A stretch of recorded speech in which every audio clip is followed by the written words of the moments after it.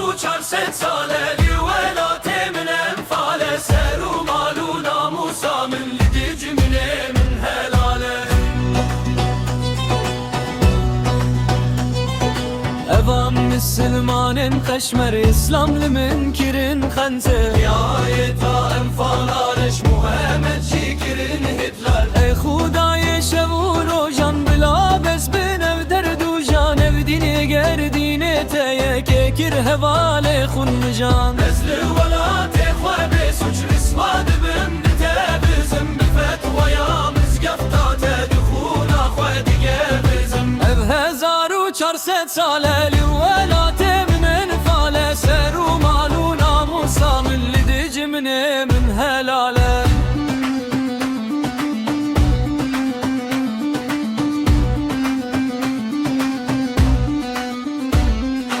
Ev derdê min pir ji mêje çîrok dijwar û dirêje Komizin mirov kujin birov kawan mişqirêje Ceng û reve sal û zeman kuştim mevan derd û xeman bûm gedayê vê dunyayê nav û namus jî min neman Ezra diqandim derbi der li ser serê min ceng û şer min dikujin hem dibêjin selewat li ser peyzember Ev 1400 sale li welatê min enfale ser û mal û namusa min li dîj minê min helale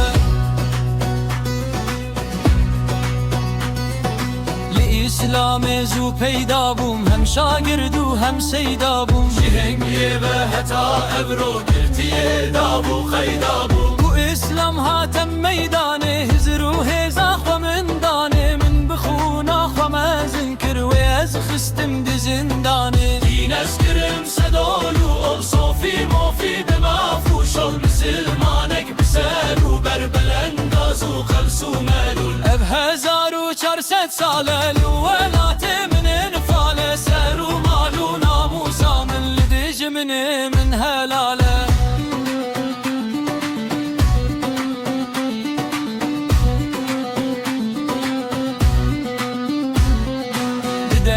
Evan Müslümanan, evan ciran û pismaman Ev bi talan û şewat çûdam û dezgehxan û maman Rejîma Tirk û ya Farsî hemer bin nezan û birsî Rûmeta min pir çıkındin dinliler de min nepirsî Binavê te û binavê dîn penasa min ji min dizîn Dol û kanûnên seks te ku ji mêje hemû rîzîn Ey Xudayê jêr û jorî ger timîzî kîne dûrî Hey waxli min heta kengî ev kotek û zulm û zorî Ev 1400 sale li welatê min enfale ser û mal û namusa min li dîj minê min helale Evan Müslümanın kaşmer İslamlı münkirin khante Nihayeta enfalareş Muhammed şikirin Hitler Ey Khudayê şev û rojan bera bes binev derdu jan ev din eger dînê te yekê kir hevalê xûn mijan